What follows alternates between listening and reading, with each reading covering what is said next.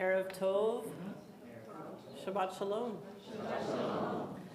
It's good to be together on Shabbat, and we welcome all of you who are here in the sanctuary this Shabbat, as well as those joining us on our live stream. I hope that your week has been a good week, but even if it hasn't, Shabbat is here.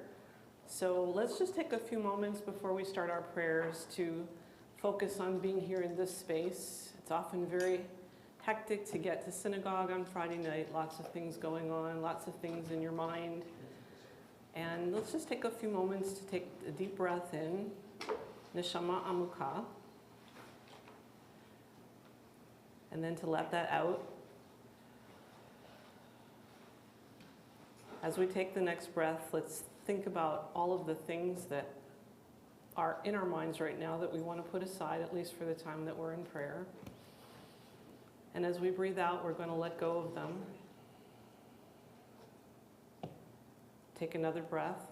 We're going to let go of the strains and the stresses of the week. We're going to turn our attention to the things that are beautiful in our world, even at a time when there is so much struggle, so much pain and sorrow. We do have Shabbat every week. It's an oasis in time. It reminds us what ultimately being Jewish is about. It's to try to bring peace into the world. So please join me in the words of Shalom Aleichem, peace be unto you, page 189.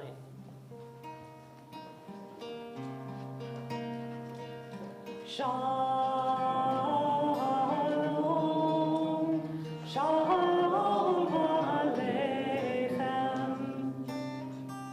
Shalom, Shalom Aleichem, Shalom, Shalom Aleichem, Shalom Aleichem, Malachei Hashar, Malachei Elyon, Mimelech, Malachei Hamlachim, HaKadosh Baruch Hu. Olchem Yashalom, Malachei Hashalom, Malachei Elyon, Mimelech, Malachei Hamlachim, HaKadosh Baruch Hu. Baruch Hu Shalom, Malachei Hashalom, Malachei Elyon, Mimelech, Malachei Hamlachim, HaKadosh Baruch Hu. Zeichem Shalom, Malachei Hashalom, Malachei Elyon, Mimelech, Malachei Hamlachim, HaKadosh Baruch Hu. Shalom, Shalom Aleichem, Shalom, Shalom Aleichem, Shalom, Shalom Aleichem. We turn to page 20, and it's my pleasure to call upon Judy, who's going to lead us in the blessings over the Shabbat candles. And Judy, it's your choice, Aleph, Bet, or Gimel, whichever reading you would like to do there. Gimel. Gimel.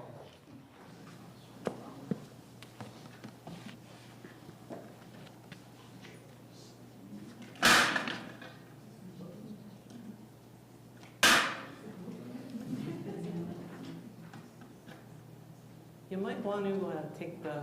Good thing you put somebody. You might want to take the candle and Yes. burn the bottom of it into the I holder. think so. Yeah.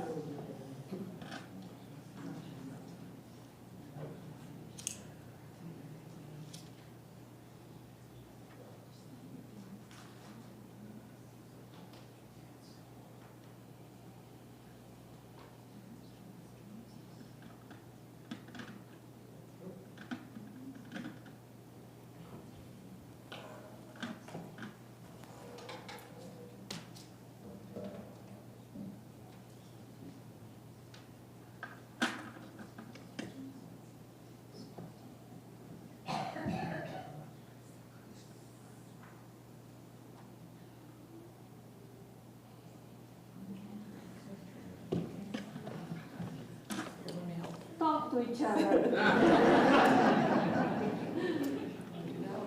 It's really good. It's burnt at the bottom.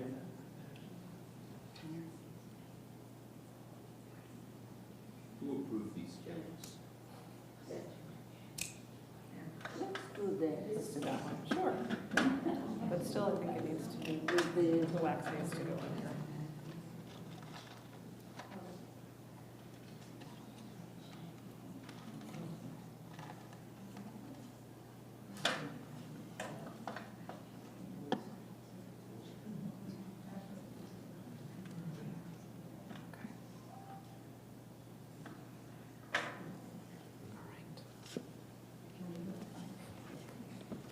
experience is good. Baruch atah Adonai Eloheinu melech haolam asher kishanu b'mitzvotav v'tzivanu lehadlik ner shel Shabbat. Baruch atah Adonai Eloheinu melech haolam asher kishanu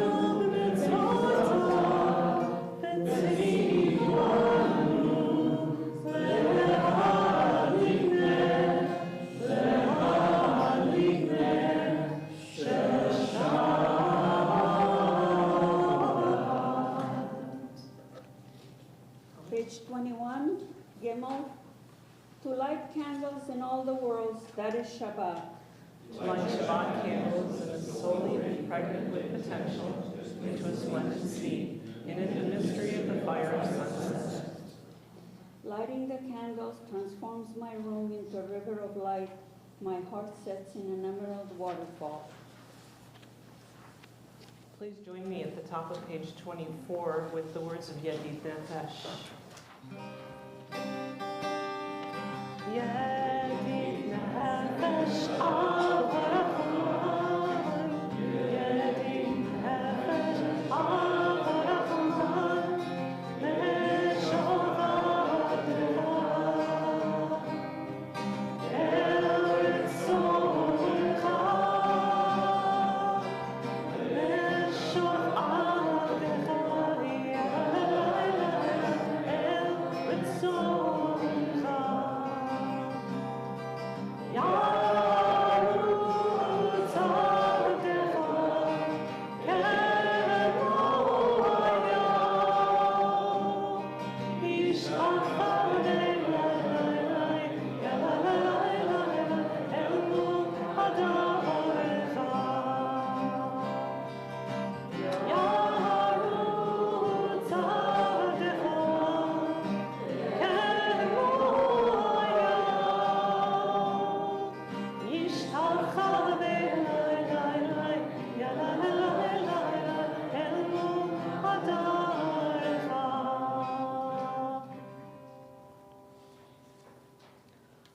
On page 27, reading Gimel at the top of the page. The meaning of Shabbat is to celebrate time rather than space. 6 days a week, we live under the tyranny of things of space. On Shabbat, we try to become attuned to holiness in time. It is a day on which we are called upon to share in what is eternal in time, to turn from the results of creation to the mystery of creation, from the world of creation to the creation of the world. And as we turn our thoughts to the creation of the world, this day of Shabbat, and what it symbolizes, we turn to Lecha Dodi on page 29 as we welcome Shabbat. Lecha Dodi likrat kala, b'nei Shabbat nekabla. Lecha Dodi likrat kala, b'nei Shabbat nekabla. Lecha Dodi, Lecha likrat kala, b'nei Shabbat nekabla. Lecha Dodi likrat kala,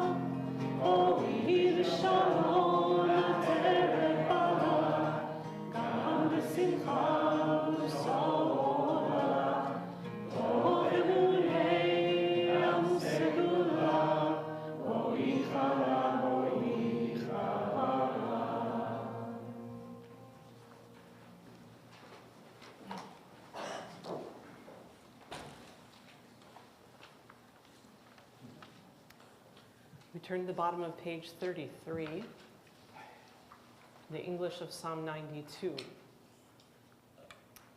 Emma, would you lead us there? A song for Shabbat.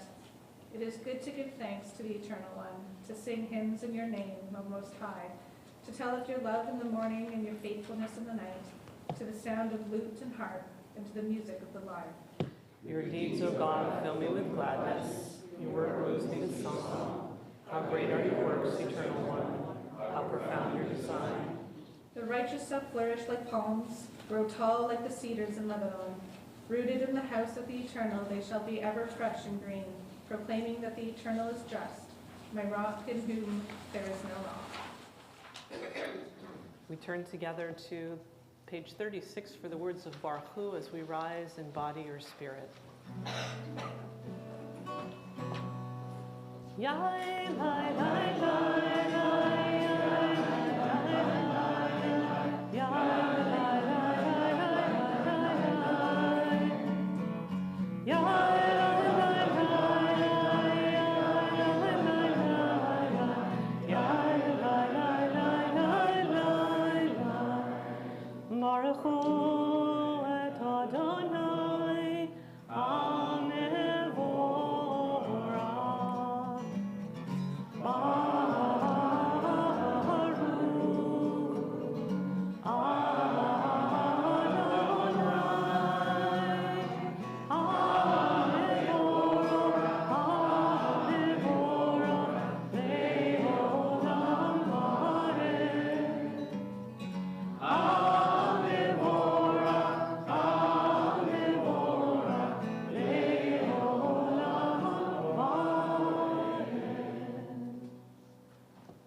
Please be seated.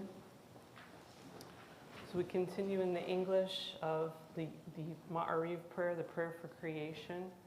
Joseph, would you lead us there? Top of page 37. We praise you, eternal, our God, whose presence fills creation. Your word brings on the evening twilight. You open the gates of dawn with wisdom, and with foresight you make times pass and seasons change. Your plans supports the stars in the sky, creating day and night, turning light into darkness and darkness into light. You make the day fade away and bring on the night, separating day and night. You rule the hosts of heaven. We praise you, Eternal One, who brings on the evening twilight.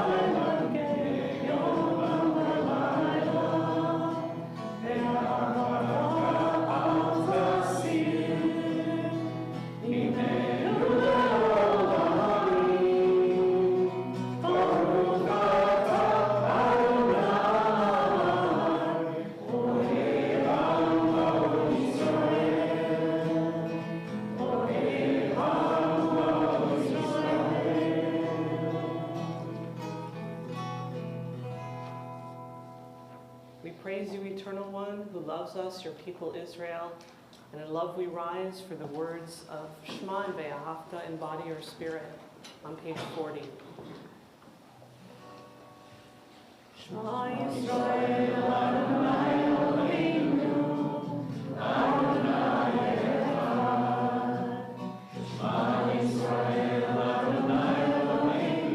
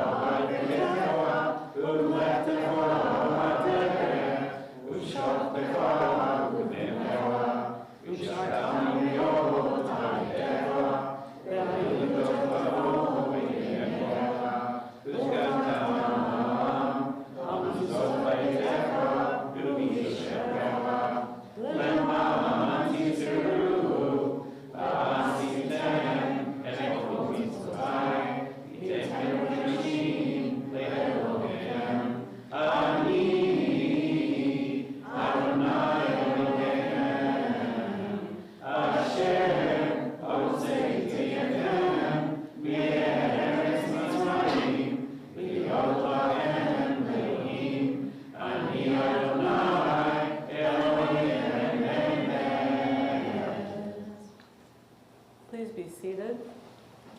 We continue responsibly in words of Geula, words of redemption. Ruth Ostrower, would you lead us on the top of page 42? All this we hold to be true and certain. The Eternal alone is our God. There is none else. And we are Israel, God's people. Our divine protector delivers us from the hand of human oppressors and saves us from the fist of tyrants. You perform wonders without number, marvels that surpass our understanding. You urge us toward life and revive us from the stone. You did wonders for us in Egypt, miracles and marvels in the land of Pharaoh. You led your people Israel out forever to serve you in freedom. When your children beheld your power, they praised you and gave you thanks. Freely they accepted your sovereignty, and Moses, Miriam, and all of Israel sang to you with great joy. We turn to page 44 as we sing these words that our ancestors sang at the shore of Freedom Sea.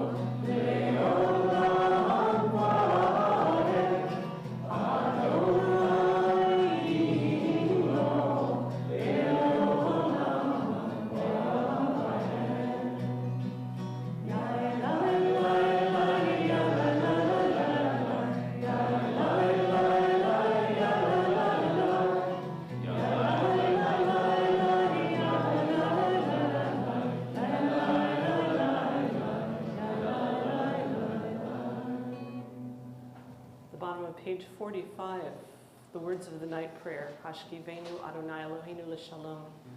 God, help us to lie down in peace and to awaken in the morning to renewed life and strength. Hashkivenu Adonai Eloheinu L'Shalom.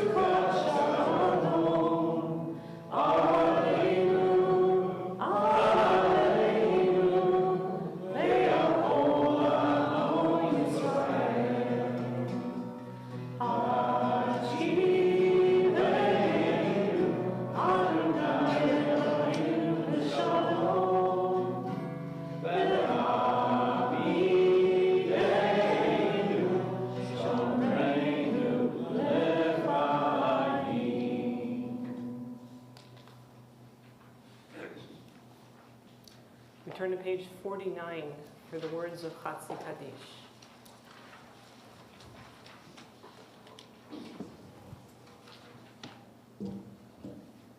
Yekada v'yekadash shmei Rabba. Amen. Ve'amad divrach yirotei v'yamlich malchutei. V'chayei kol yom echad u'chayei kol beit Yisrael.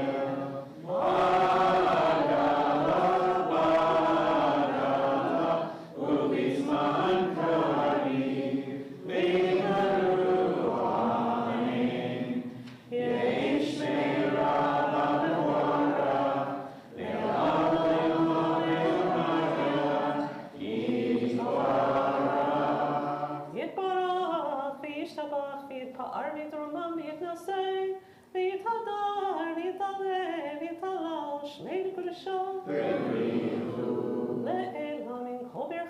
אשר הטוב.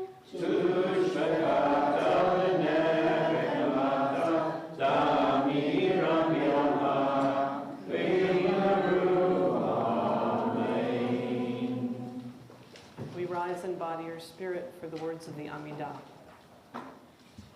Adonai, Sivatai Titato, Fiati, Sinihatecha, Baruch Atah Adonai, Eloheinu, Elohei Abraham, Elohei Sarah, Elohei Yitzchak, Elohei Rivka, Elohei Yaakov, Elohei Rachel, Elohei Leah, Ha'el Hagdol Hagimor Ha'Narora, El Elyon, Gomel Chasadim Tovim, V'Gamei Hakol, V'Zocher Chasei Ha'olimot, U'Mei Yuvad L'Ifneihem, L'Man Shemo V'Yahava, Melech Ozer U'Mashiach Ma'im, Baruch Atah Adonai, Melech Olam V'Ezrat Sarah, Atah Gibor Elam Adonai, Mechael Avodah, Rav Yoshiach, Mechakel V'Ein B'Chesed, Mechael Avodah Rachamim Rabim, Solel Congregation of Mississauga, U'Matir Asurim, U'Kaim Ramatol, L'Ishei Afar, Michal V'Chaya V'Gurot, U'Midol V'Leah, Melech V'Chayei, U'Mashiach Yeshua, V'Ne'eman Torah V'Yachayot Hakol, Baruch Atah Adonai, V'Chayei Hakol. Atah kadosh v'shimcha kadosh, u'kdoshim b'cha yom yehallelcha selah. Baruch Atah Adonai, Ha'el HaKadosh. Please be seated.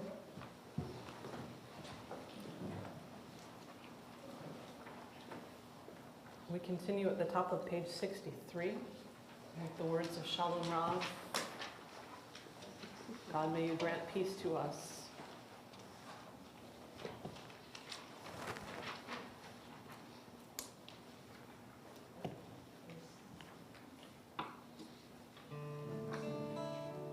Shalom Rav, Israel, Kasim Leolam. Shalom Rav, Israel, Kasim Leolam. Ki atah melech Adon, le'olam shalom. Ki atah melech Adon, le'olam shalom. Shalom Rav, Israel, Kasim Leolam. Shalom Rav, Israel, Kasim Leolam. V'tov beinecha levarech et amcha Yisrael, b'chol עת ובכל שעה, בשלומך. Shalom Rav, Israel, Kasim Leolam. Shalom Rav, Israel, Kasim Leolam. Kasim Leolam. Kasim Leolam. We take a few moments now to pray the words of our own hearts.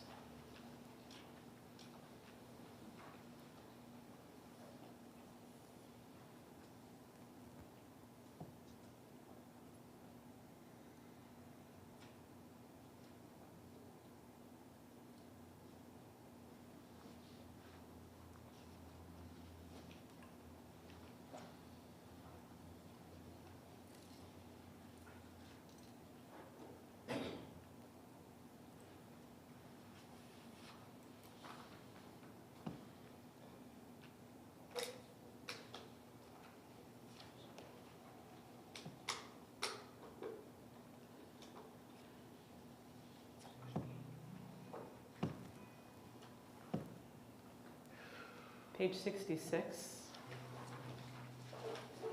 May the one who causes peace to reign in the high heavens, let peace descend on us, on all Israel, and all the world. Oh, say shalom, shalom, hallelujah, say shalom, hallelujah, Ve'yakol Yisrael, Ve'yakol b'nei Adam. Oh, say shalom, shalom, hallelujah, say shalom, hallelujah, Ve'yakol Yisrael, Ve'yakol b'nei Adam. Oh, say shalom, hallelujah, Ve'yakol Yisrael, amen. Oh, say shalom, shalom, hallelujah, say shalom, hallelujah, Ve'yakol Yisrael, Ve'yakol b'nei Adam, Ve'yakol Yisrael,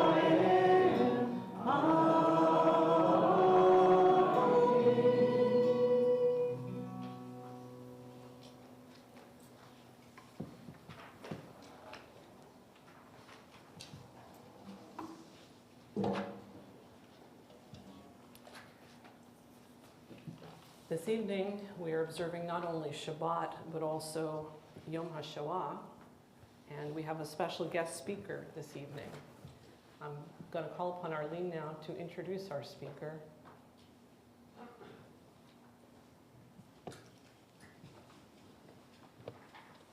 Thank you, Rabbi. We usually have this service each year. We usually have yellow tulips, and we think about the past. And we're so fortunate that we have Andy and his daughter, Kathy, here with us. But tonight, it's a different kind of a remembrance. Tonight, it's not only about the past, it's a concern about the present and the future.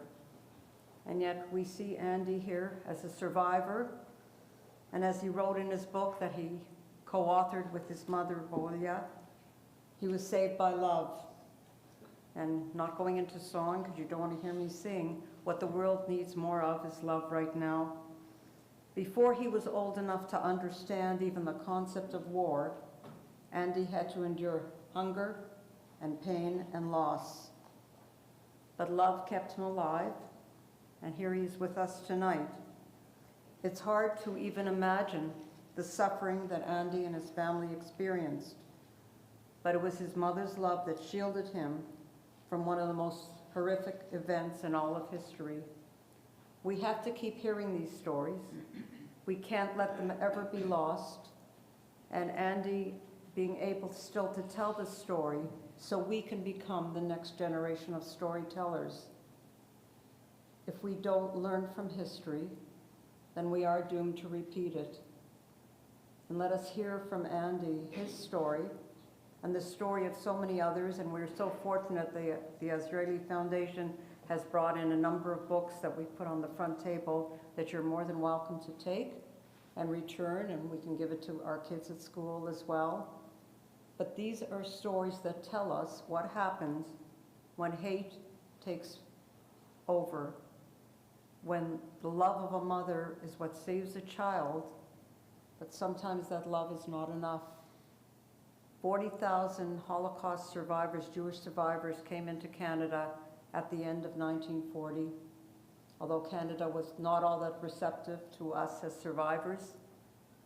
But let's make sure that the kind of hate that fueled and burnt and took away 6 million of our people during that period called the Holocaust, let's make sure it never happens again.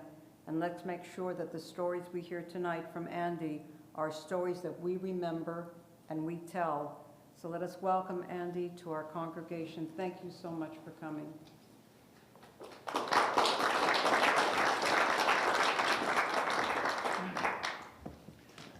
Dear Haverim, Rabbi, and my hostess for tonight, Audrey. This is the third time I am in this incredibly wonderful place, Congregation Solel. And this indeed is special.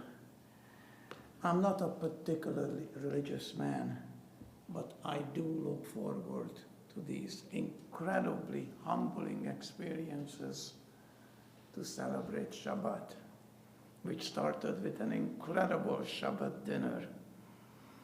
Thank you. In each generation, they rise up against us, but we are God's chosen people.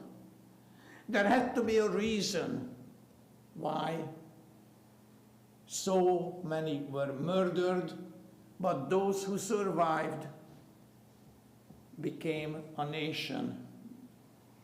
This is my 25th year of being involved in Holocaust education. I can tell you my pride that I am able to talk to young children, young adults, and adults. That incredible introduction centered on one of the most universal and yet strongest of emotions, love. I am wearing a ring, and this ring is the ring of love. Usually I have a slide presentation, and I start out, because mostly I address students, by asking, what is the opposite of love? And of course, everybody knows. But there is another opposite to love, apathy. And apathy today had manifested itself in hate. Such unfiltered hate, unbridled hate. Tonight at Shabbat dinner, my daughter had the opportunity to tell our friends of an experience she just had recently. Now, I didn't say too much at the time, but I was already thinking, what am I going to talk about? And I'm going to talk about the fact that today's hate is bought and paid for, and it has been fostering for generations. These things didn't happen overnight. Two parents do not wake up one morning and tell their children that we're getting divorced. There was a background to that. There was a background to this hate that was unleashed upon us. But, my dear friends, I'd like to think that we Jews are an optimistic race. I'd like to think that what we said for centuries, this too shall pass, and it will. This hatred will not continue. And in the end, we have something today that we never had over the centuries. We have a homeland. We have Israel. And when we say Israel is our home, it is. It's in our heart, and we pray to it for a long time. Now, I was asked to talk about my Holocaust experience. And first of all, I tell you what I tell every one of my young student audiences. The story you're about to hear, it's my mother's story, but my story as well, because I was there with her. Usually it's about a 40-minute presentation. I'm not going to tell you a 40-minute presentation. But I'm going to tell you a very brief, short version of it. And I'm going to tell you that love has to do with it, as Audrey so beautifully said it. I am here because I am the son of an extraordinary mother, and I can prove it because I wrote a book called The Son of an Extraordinary Woman, which is a sequel to an incredible autobiography that she wrote called An Ordinary Woman in Extraordinary Times, that was used at York University for 10 years as text. Sadly, she was not alive when the book was published, the two books combined, called Stronger Together, but she was alive when I gave her my manuscript, and she said that this is the greatest gift a mother can get, because I gave it to her on her birthday. So what is our story? It's not as horrendous as some of the other survivor stories. My mother was truly an eyewitness, and I am a survivor because of her incredible love and devotion together with my grandmother. Her extraordinary vision and prescience was the one that saved my life. This afternoon, I was at the Toronto Holocaust Museum, where I was filmed in front of an artifact that I donated to the museum.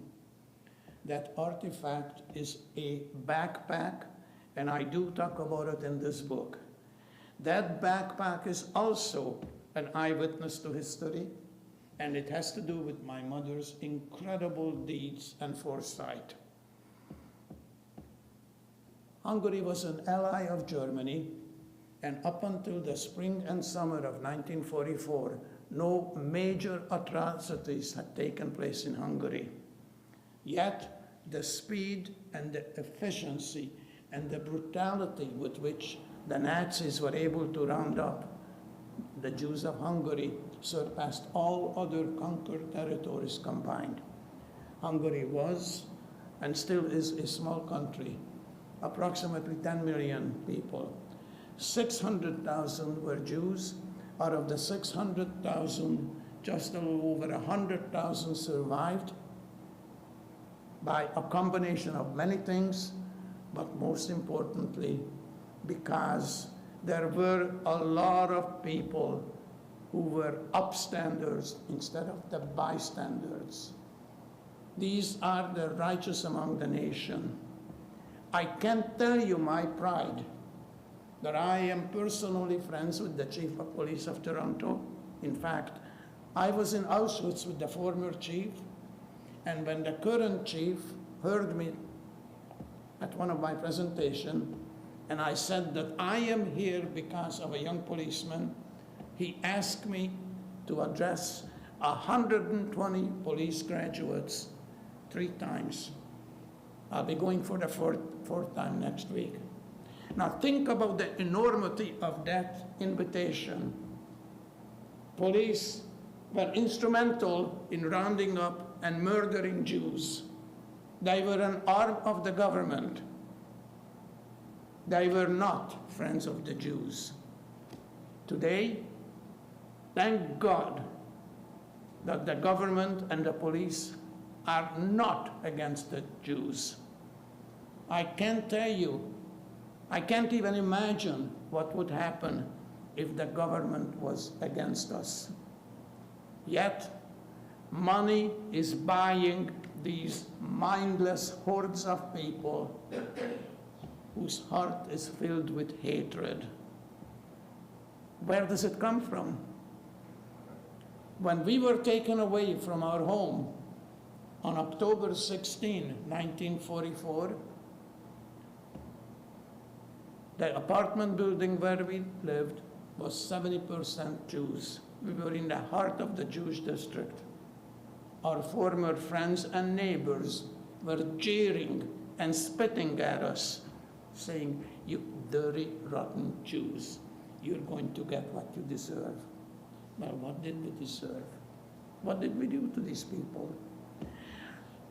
A little madman who was able to infect the whole world with hate was able to unleash such hate that 6 million Jews and 5 million non-Jews were murdered because the hate was infectious. But as I said, I'm an optimistic man. I'd like to think that if you can learn to hate, you can unlearn it. I give a little example usually in a school, and I'm going to ask you to give me a 5-minute heads up. I think we're approaching the halfway point. I'm going to give you an example that made my heart grow. My daughter drove me to Niagara Falls District. A Catholic school district board invited me to speak. And usually I give an example why the Jews are being hated. It's not a particularly good example, it's my example. So I say to the kid sitting in the front, do you have a cafeteria? Yep. Who do you sit with? My friends. So tell me something, what would you do if I walked over while you were eating and just looked over you? And usually I get a very honest answer. I'd be stressed, I'd be bothered, I'd wish for you to go away. Perfectly natural reaction. We don't like strangers. We like to be with friends. We don't take to strangers. And Jews throughout history were strangers in a strange land. Now, take the two bit further. And the Nazis had perfected it. Because we don't like strangers. We don't want you to live here. And then they took one word away. We don't want you to live here. We don't want you to live. Think about it. I mean, it's a very simple explanation, but kids do get it. Now, the example I'm going to tell you is, when I had the question, how would you feel about it? And the first time in 24 years, the little girl said, I'd offer you to sit with me and give you some food. Think about it. It never happened. My reaction was, you're an extraordinary human being, and your parents did an extraordinary job. But also, think about our tradition. How do we handle strangers? What do we do with Eliyahu? Isn't that love? Isn't that what we do, as opposed to what some others don't do? So, October 16, 1944, we're taken out of our home at gunpoint. That was the day the Hungarian Nazi Party took into power. That was the day our Shoah began. And the neighbors were clapping and cheering and saying, you're going to get what you deserve. In no time at all, hundreds, thousands of people were forced to march down the street, and in about 15 minutes, halt, a blanket was put on the ground, and every piece of jewelry or anything of value had to be handed over to your captors. My mother was so much in love with that incredible husband of hers, my father, the father that I never knew, that she decided to hide her wedding band. And she hid that wedding band in the baby's diaper. And this ring saw some poo-poo, caca manure. But it brought me good luck, because it is said, if you do touch poo-poo, caca manure, it brings you good luck. And it did. We survived the ghetto, and on January 18, 1945, we were liberated. Now, I never realized until I put my story together what significance the number 18 had. And of course, in my story, of course, I don't have to explain that to you. But what I'm going to tell you is my personal experience of January 18, 1945, the day we were liberated. Had it been one more day, I would not be here to talk about it. But my mother was, as I said, extraordinary, and she captured what happened to me in a poem called Hunger. Mommy, please give me a little piece of bread. I am hungry, very hungry. Just this little, Mommy. My 2-year-old puts his 2 tiny fingers together, showing me just how little he wanted. Tomorrow, my son, tomorrow maybe the war will be over, and you will have all the bread you want. Hush, hush, little one. Go to sleep. Don't cry. Mommy will hold you, my darling, and sing you a lullaby. The next day comes and goes, but no food, only hopes. Hopes that tomorrow we could be free. The following morning, indeed, we hear noises, different voices. We all rush to the courtyard, and there he is, a Russian soldier who just liberated us. I beg him with sign language, with tears running down my cheek, please give me some food. My baby is starving to death. The soldier reaches into his pocket and puts a roll in my hand. As I give it to my child, he looks at it with wide, unbelieving eyes, then crying and laughing and jumping with joy, he bites into the soft, beautiful roll. It was a dark rye Russian bread. I remember it. I remember it vividly. Now, I do have another recollection of it, of the Holocaust, but at this stage, I have to go forward and wrap this up. But I'm going to tell you that I lived in the shadow of the Holocaust. I didn't know for the longest of time what that meant.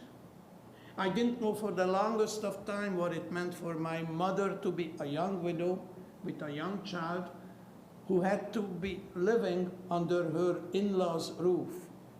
I didn't know for a long time how much my mother had suffered because I had a good life.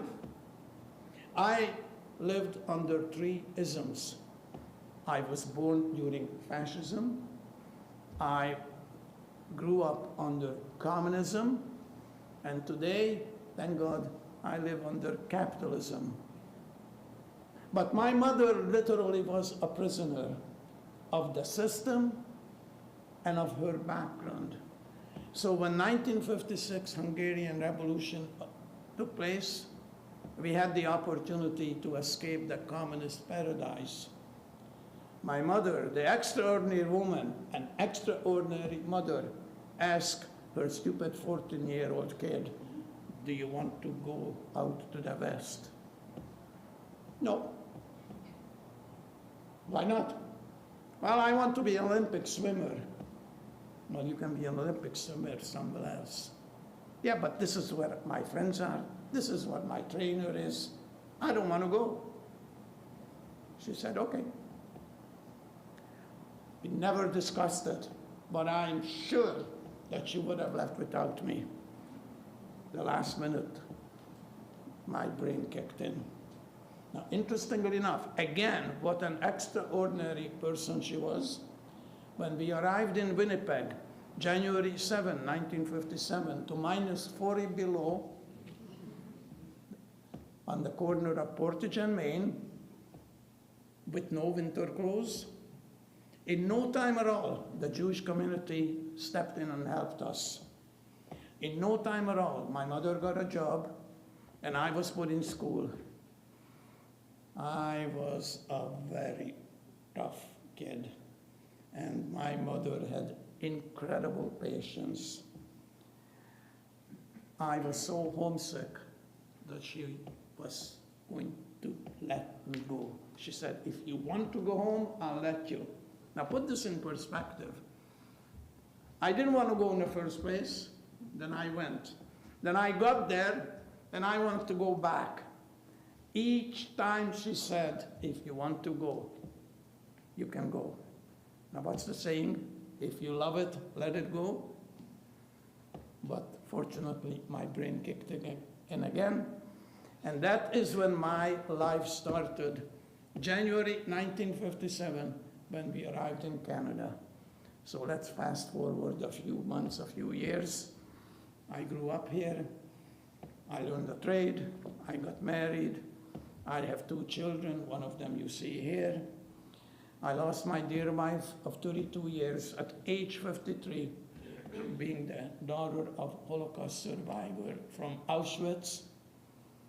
I was fortunate enough to marry another daughter of a Holocaust survivor, and we have a blended family. I have 2 children of my own, 2 grandchildren of my own, and my lovely wife has 2 grandchildren, but together we have 4 children. My friends, that is our revenge on the Nazis. We became grandparents. Now there is one other thing that I'd like to include. 2 minutes.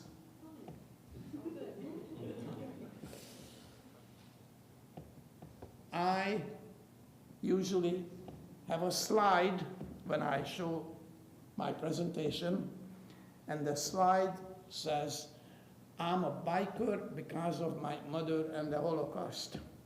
And I put on a motorcycle jacket, and I put on a bandana and a sunglass, and I say, I am 6'3", 230 pounds of mean, lean fighting machine on the inside. On the outside, 5'6". Now, why am I telling you this? Because my mother at age 6 let me ride a full-size motorcycle. It was an attraction at a carnival, and she let me ride it. Now, can you imagine a 6-year-old riding a motorcycle with his mother's permission? It was a memory that lasted me. It will last me. So imagine my surprise when at age 60, I get my first brand new motorcycle, and I tell my mother that I got a brand new motorcycle because the previous one at age 17 turned out to be stolen, and the company repossessed it. My mother said it was the second happiest day of her life when she saw that bike dangling on the tow truck. But when she couldn't remember that I became a biker because of her, she goes like this. 2 minutes. She's a graduate of Jewish Mother Drama School with top honors. And then she comes up and says, how can you do such a bad thing to me? I said, I'm not dead yet. But anyway, she was an extraordinary woman.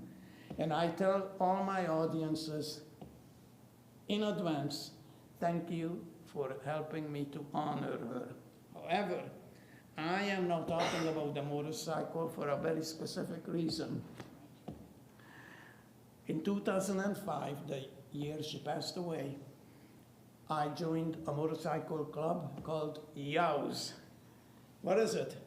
Yids on Wheels. We rode together a few years ago. I don't have to tell you what Yids on Wheel is, but that's when I got my motorcycle jacket. That's when I met a lot of new friends, and our first ever collective ride was called R2R, Right to Remember, so you will not forget the Holocaust. Now, in motorcycle circles, there is a saying that there are only 2 kinds of riders.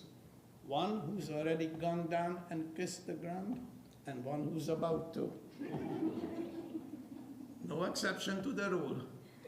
When I had the horrible task of clearing out my mother's apartment, I came across the ring, and I made it into a showpiece, because the ring itself is a tiny little thing, and it's a big ring. And it did not fit under my riding glove. So I put it in my breast pocket. Law of physics says that if you don't keep your eye on the road, you're going to crash. But when you crash at 60 into a ditch, something will happen. Either the bike or the rider will get hurt. Not this time. because I had the ring of love next to my heart. Thank you for listening.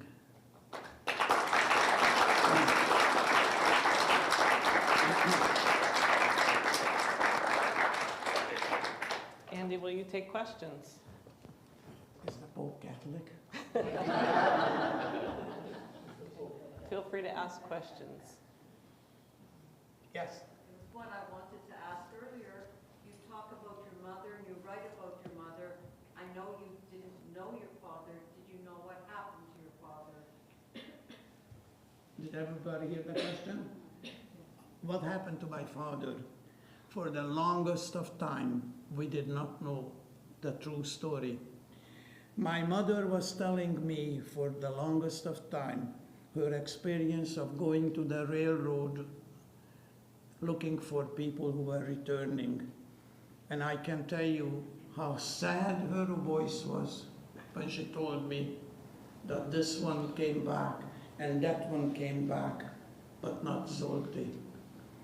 We were told that he died, and we were told the date. And we were told that he died of typhus. And he was an incredibly handsome and fit man.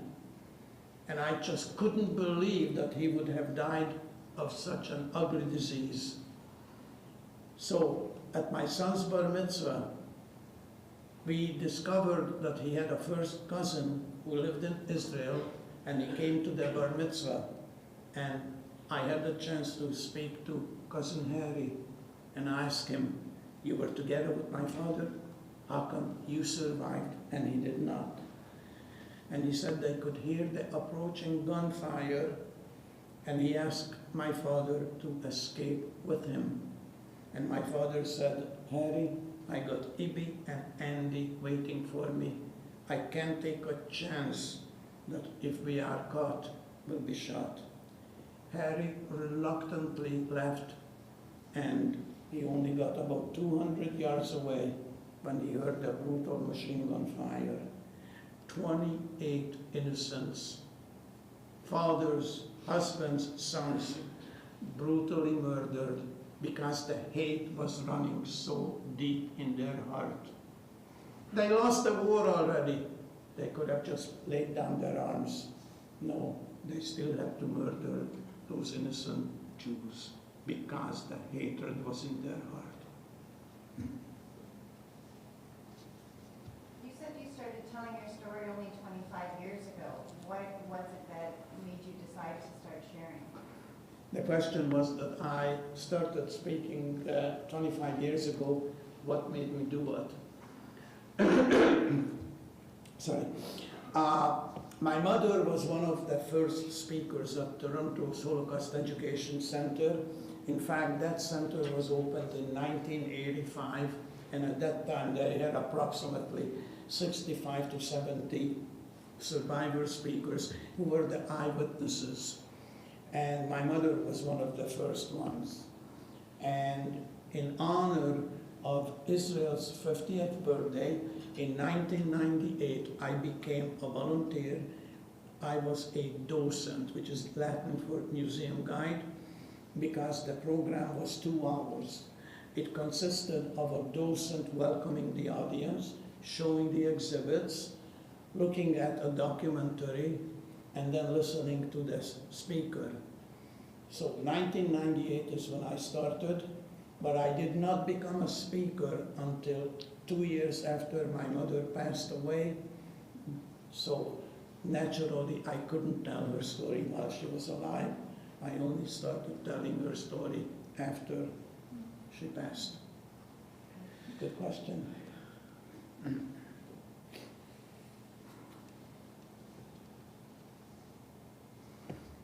It's not easy to ask questions at times like this, but I'm going to tell you a question that is asked occasionally.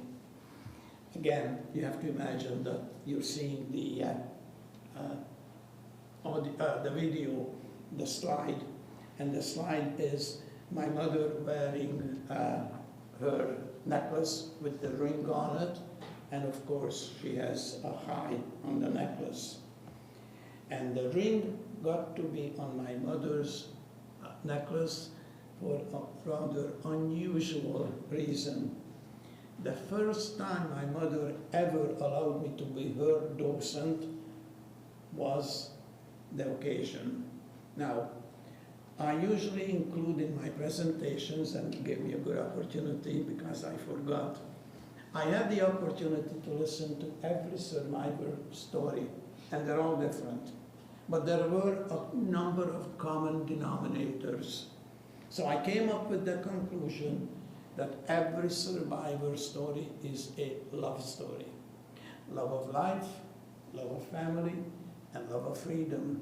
And I do include that. So my mother at that time did not want me to be her docent, but there was no one else. She had a choice. Either you speak or you let your son be a docent. So reluctantly she let me be her docent. After she made the presentation, there was a little girl sitting in the front row, paying rapt attention. She was like this the whole time. First question out of the little girl's mouth, "And where is your baby now?" So my mother's began blinking, and you see that middle-aged man? That's my baby. Next question, "And where is your ring?"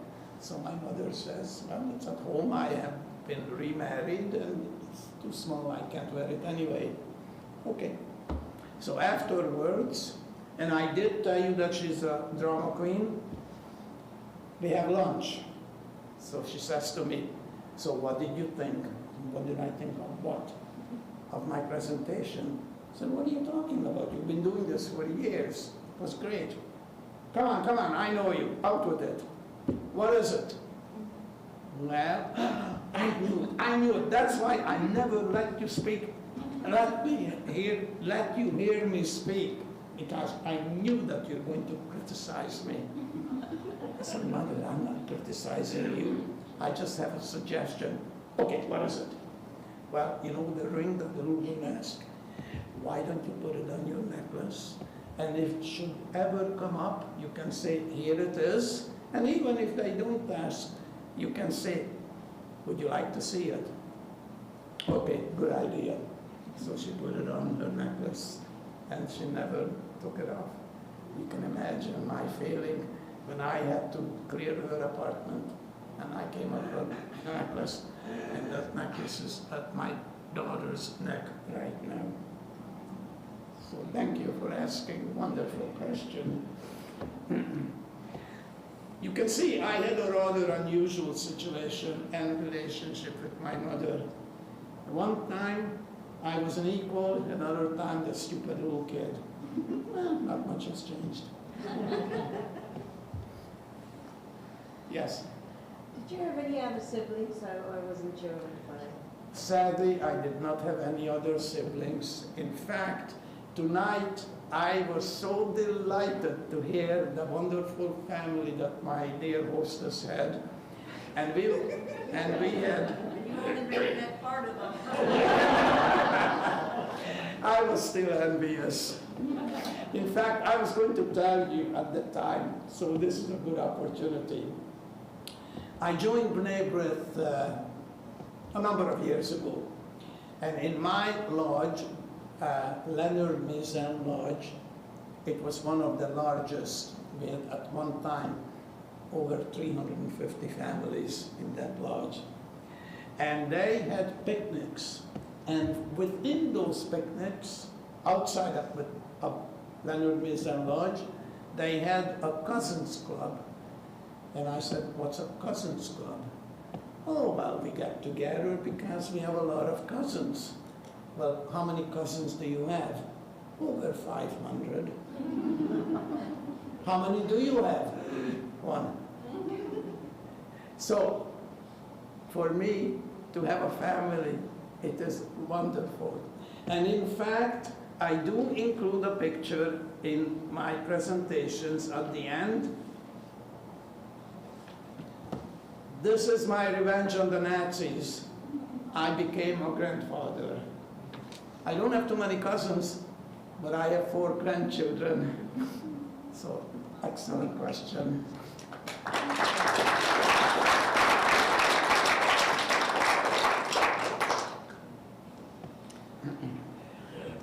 Well, Andy, your mother was an extraordinary woman, and she raised an extraordinary son.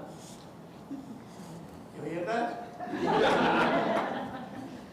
I think that the gift that you've given us tonight by sharing your story is to give us all a sense of love and how much love brought you to where you are today. And without that love, where would you be? Thank you. Your mother's love. Thank you. And not only are you an optimist, but you're a person that has a great deal of hope. I think a great deal about that because Rabbi Jonathan Sachs said, you can be an optimist and you can think about positive things and you can think about them, but to have hope means you're going to actually do something about it. And that's something that you've done with your life. So that we all have hope today. And hope is something we really need to have, especially at this time. Thank you for inviting me. Thank you for giving me this great covet. And you just carry on being hopeful and optimistic. Thank you. Thank you very much.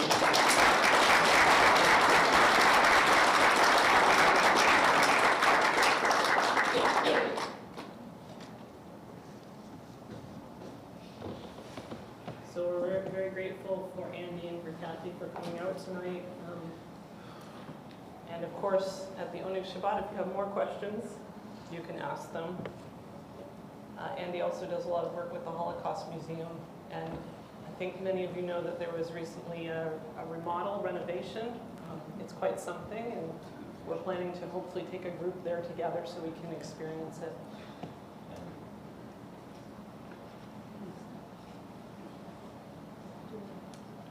I want to read a couple of pieces for Yom HaShoah. This is a piece by Avram Shlonsky. In the presence of eyes which witnessed the slaughter, which saw the oppression the heart could not bear, and has witnessed the heart that once taught compassion until the days came to pass that crushed human feeling, I have taken an oath to remember it all, to remember not once to forget not one thing to the last generation, when degradation shall cease to the last to its ending, when the rod of instruction shall have come to conclusion.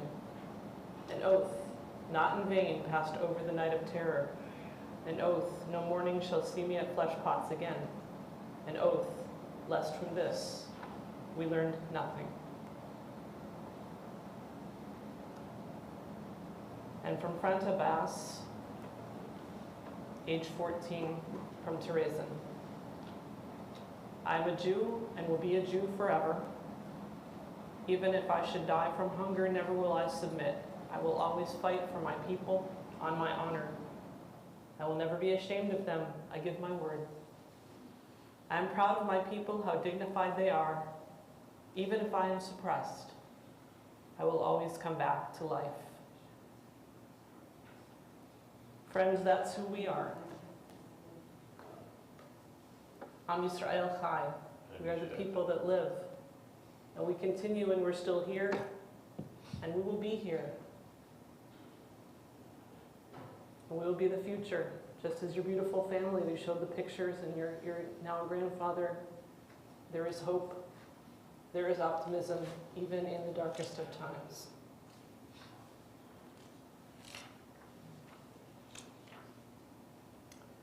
We continue now on page 149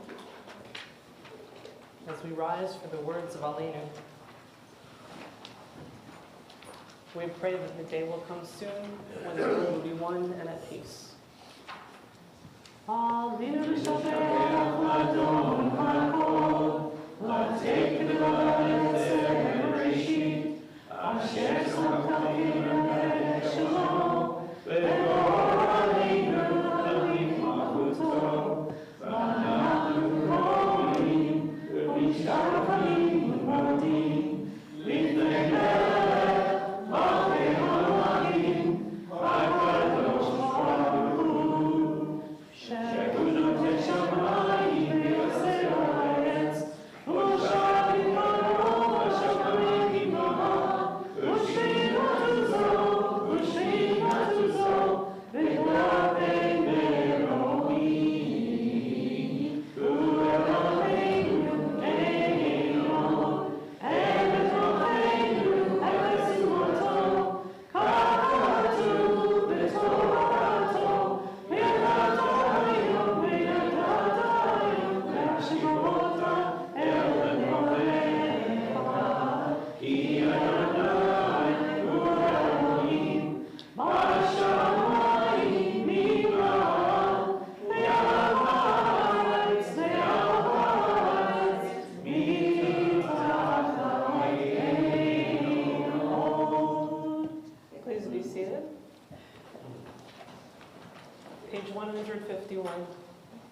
is up to us to hallow creation, to respond to life with the fullness of our lives.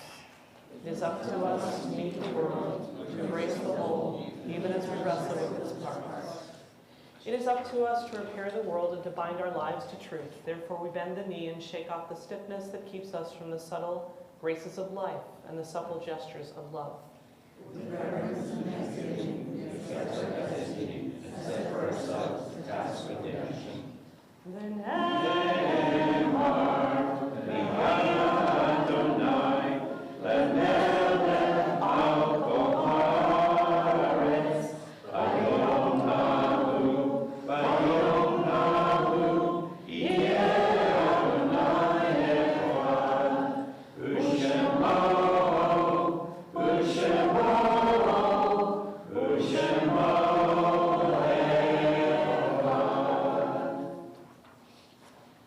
At this time, our thoughts turn to those who have departed this earth, our own loved ones, those of our friends and neighbors, and all those people whose lives have been a blessing to humanity. As we remember them, we meditate on the meaning of love and loss, of life and death. Page 152. Blessed is the match consumed in kindling flame. Blessed is the flame that burns in the heart's secret places. Blessed is the heart with enough strength to stop its beating for honor's sake.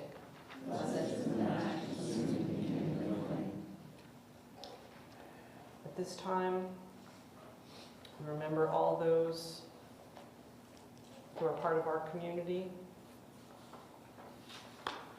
We have one recent death to announce as well. Beverly Spanier, friend of Marlene Tash in Montreal this week. And we remember the following, whose yahrzeit occurs this week. Abba Hozioski, the uncle of Les, Esther, the late David, and Jack Stock. Joe Laskin, the father of Brian and the grandfather of Jennifer Wernick and Marcy Laskin. Martin Hirsch, the grandfather of Tina Guerra and the great-grandfather of Jack Baker. Charles Georgeman, the father of Lise Brothman, the grandfather of Andrea, Amy, and Emily. Albert Weltman, the uncle of Rabbi Lawrence Englander. Joyce Netto, the mother of Sherry Amar, and the grandmother of Adam, Nathan, and Jacob. Gangolf Herman, the father of Gavin, the husband of the late Hilda, and the grandfather of Mark and Laura. Gertie Garrick, the aunt of Lena Rule. Jochen Rule, the uncle of Lena Rule. Cami Naruzzi, the brother of Giti. Isabel Jill Parr, the mother of Susan Carey. Eve Davidson, the aunt of Carol Van Tyne. And Sarah Davidson, the grandmother of Carol Van Tyne. We also remember the following whom we lost in the Shoah, who are family members of our congregation. Aaron and Sophie Blatt, the grandparents of Jeanette Foyer. Solomon and Tilly Zurich, the grandparents of Jeanette Foyer. Yaakov and Leah Hozioski, the grandparents of Les, Esther, the late David, Jack Stock, and Leonard Hozios. Dr. Laser Hozioski and Ida Hozioski, Shaya, Bluma, and Yamima Hozioski, Samuel and Sonia, Elfrida and Alexander Muskai, Ben Sion, Abraham, Dora and Leah Stock, Mata, Rachel, Laser Penn, Lena Penn, Sudarsky, and Samuel Sudarsky, of the family of Les, Esther, and the late David and Jack Stock. Gershon and Gittel Hertzberg, the grandparents of Roz Zelding. Pessel, Esther, Sarah, Alter, and Label Hertzberg, the uncles and aunts of Roz Zelding. David Philipson, the grandfather of Diane Adler. Selma and Julius Philipson, and the children Günther and Hanacha, and Edith and Herman Heinemann, and the children Eva and Vera, uncles, aunts, and cousins of Diane Adler. Simon Malchen Tachauer, the grandparents of Marlene Tash. The Zuckerman family from Opresheni in Romania, the aunts and uncles of Lee Bauer and the late Sam Brown. The Faderman, Taflovitz, and Pratt's families of Arlene Botnick and Lorraine Chelsky. Barish and Miriam Schmelars, the grandparents of Eleanor Stock. Elkanah Fagel and Rivka Schmelars, the uncles, aunts, and cousins of Eleanor Stock. Hannah Fatal and Toba Fatel, the great aunts of Robin Sarutas. The Skoy family and the Fell family from Latvia, Estonia, and Belarusia, of the family of Frank Kay. The Fang family, cousins of Marlene Tash. The grandparents, aunts, and uncles of the Zeidman, Glatt, Skotnik, Mlayenek families, George, Rosa, Ruth Herman, the grandfather, grandmother, and aunt of Gavin Herman. Many family members of Leo Van Tyne's father's family. Many family members of Leo Van Tyne's mother's Voss family. Janine Tortel's uncle, Victor Corey, deported from Paris, France. Dr. Les Kaufman and Jenny Kaufman, the grandparents of Les Rothschild. Dina, Rivka, and Kayla Kolbach, the aunts of Michael Kolbach. Beryl and Daniel Kolbach, the uncles of Michael Kolbach. Yaakov and Elka Kolbach, the grandparents of Michael Kolbach. At this time, if you are observing yahrzeit from this list, or if you have other yahrzeit that we haven't read this evening and you'd like to share your relative's name, you're invited to share their name out loud.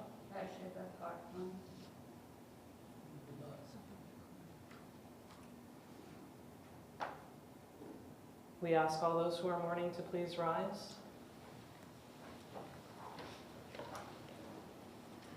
Say to Min Hamakom Tinachamu, may you find comfort in God's sheltering presence. Now as a community, we all rise to support those who are mourning and all those who have no one to say Kaddish for them. And before we say Kaddish, I'd like to do the El Malay for the 6 million. El Malay Rachamim Shochein Bamromim, Hamse Menucha Nechona Tachat Kanfei Hashchina, B'Ma'alot Kedoshim U'Tohorim Gezora Harakim Azhirin, Et Nishmot 6 million Achenu V'Achotenu Shenehargu Al Kiddush Hashem Ba'al Harachamim Yastirem B'Seter Knafav Le'olamim V'Yitzror B'Yitzror HaChayim Et Nishmatam Adonai Hu Nachlata V'Yanuchu V'Shalom Al Nishkavam V'Nomar Amen. Fully compassionate God on high, to our 6 million brothers and sisters murdered because they were Jews, grant clear and certain rest with you in the lofty heights of the sacred and the pure, whose brightness shines like the very glow of heaven. Source of mercy, may you forever enfold them in the embrace of your wings, secure their souls in eternity. God, they are yours, they will rest in peace, we say. Amen. And now we repeat the words hallowed by the generations, the words of the Kaddish prayer on page 159. Yitgadal v'yikadash shnei rabah, ve'alma divrach yirteviam lichma l'teh, v'chayekom yemechom, v'chaye t'chol beit Yisrael, v'adara v'zman kariv v'romeh, yehi shnei rabah v'rach le'alam l'amei amayah, Yiparach, Yishabach, Yipa'ar, Yitraman, Yitaseh, Yitadar, Yitaleh, Yitalal, Shmei, Yishachar, Yiru, Le'elam, Yipol, Birchata, Shirata, Shushbechata, Nekemata, Damiran, Le'aman, V'imrameh, Yesh, Amar, Rabba, Shemaya, V'chayim, Alayim, V'yalko, Yisrael, V'imrameh, Osei, Shalom, V'imramah, Huyadai, Shalom, Alayim, V'yalko, Yisrael, May the source of peace send peace to all those who mourn and comfort to all who are bereaved among us, among all our people Israel, and among all the nations and families of earth. We say together, Amen. Please be seated. I neglected to count the Omer earlier in our service, so we will count it now, as we are counting upwards to freedom, from freedom to liberation and receiving Torah at Sinai. This week is the 3rd week of the Omer, and this week is the week of Tiferet, or splendor, and it is associated with harmony and balance, which suggests that there are lots of things in our world that need to be balanced. There's a lot right now that's out of balance, but the Kabbalists thought that the essential balance that we needed in our lives was actually the aspects that were associated with the last 2 weeks, which were love, ahava, as you spoke about this evening, and also din, judgment. They also associated Tiferet with the idea of emet, truth, which reflects the understanding that deep truths emerge from the harmonizing of seemingly incompatible values and perspectives. So as we count the Omer tonight, we consider what it means to be in balance and to have splendor.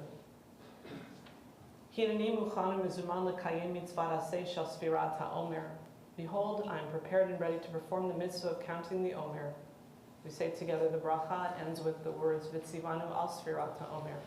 Baruch atah Adonai, Eloheinu melech haolam, asher kishanu b'mitzvotav v'tzivanu al spirat ha'omer. Hayom shmona asar yom shehem shnei shavuot v'arba'a yamim la'omer. Today is the 18th day, making 2 weeks and 4 days of the Omer. This time it's my pleasure to call upon Ruth Ostrauer, representing our board, to bring greetings and announcements.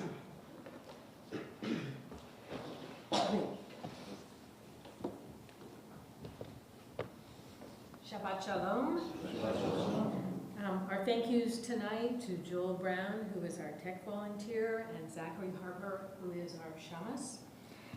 Tonight we have a special Oneg Shabbat. It's been sponsored by Sherry Amar and family in loving memory of her mother, Joyce Nedow, and hopefully those of you who are here in person will be able to join us for that. Over the next week or two, tomorrow morning is our regular Shabbat service at 10 o'clock with Jaden Van Tyne's Bar Mitzvah. On Sunday, the young people will be very sad to know it is the last Beit Sefer session of the semester. Students, teachers, and families are invited to a 10 a.m. brunch. It will also be the final adult study session with the rabbi at 12:30. Tuesday, the 14th, there's a special lunch and learn with Rabbi Bill Tepper. In person or online, he'll be talking about the Lamed Dovniks, or the 36 righteous persons. On the evening of May 16th at 7, we'll be having our memorial remembrance for Isaiah Wong Ken. And that will be a totally in-person event here at Solel. And next weekend, on Friday the 17th, is the regular Shabbat service on Friday night. And on Saturday, at the Shabbat service, we will have the baby naming ceremony for the daughter of Josh Nightingale and Barbara Kay. And we are also looking for a summer student to come and work in the office in the garden. So if you know of someone, please contact the office. And Solel's Living Torah project continues. And so if you would still like to be a part of it by sponsoring a letter, a word, or any amount, please get in touch again with the office. Shabbat Shalom. Shabbat Shalom.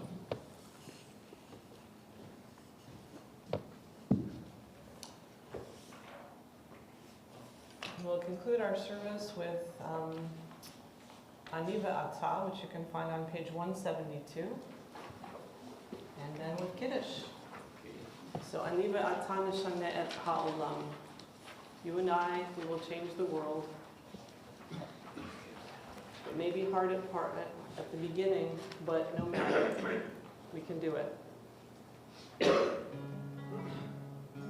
Aniva Atah Nishane et Ha'olam.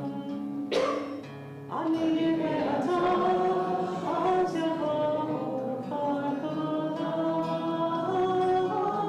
Aniva Tzekol Lefanai Zel Yishaneh. Aniva Atah Nishane et Ha'olam.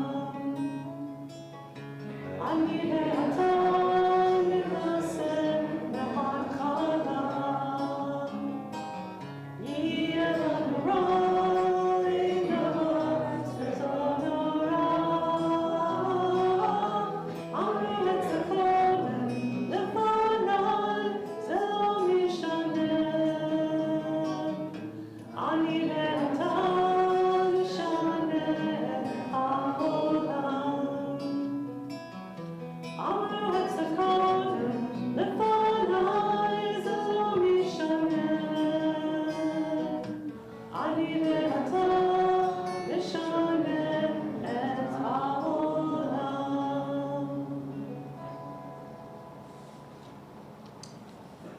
Please rise and join us on page 163 as Frank leads us in Kiddush.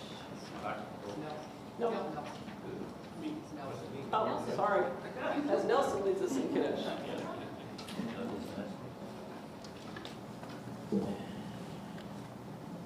Vayhi Erev, Vayhi Boker Yom HaShishi. Now the whole universe, sky, earth, and all their array was completed. With the seventh day God had ended the work of creation and rested with all work completed. Then God blessed the seventh day and called it holy. For with this day God had completed the work of creation. Together, Baruch atah Eloheinu melech haolam, borei b'riat haolam. Baruch atah Adonai, Eloheinu melech haolam, asher hishanu b'mitzvotav, v'ratzah b'anu, v'shamar kodsho, v'yahava ratzon nivilanu, zikro l'maaseh b'Bereshit, kilu yom tehillah, l'mikra'e kodesh, l'efer yetziat mitzrayim, kivanu v'chata, yadanu kidashta, mikol ha'olim, v'shamar kodesh, v'yahava ratzon imhatanu. Baruch atah Adonai, mekadesh Hashem.